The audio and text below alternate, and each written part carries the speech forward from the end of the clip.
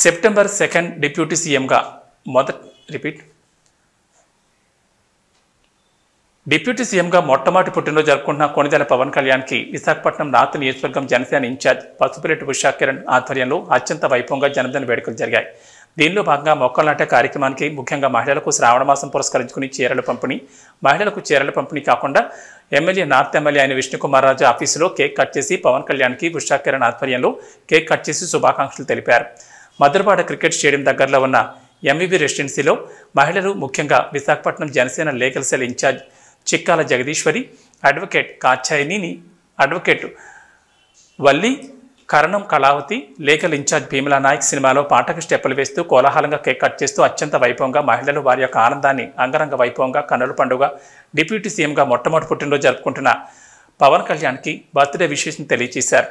ఈ బర్త్డే జరుపుకోవడం అత్యంత విశేషమని చెప్పుకోవచ్చు. మళ్ళీ చెప్పండి. ఓకే.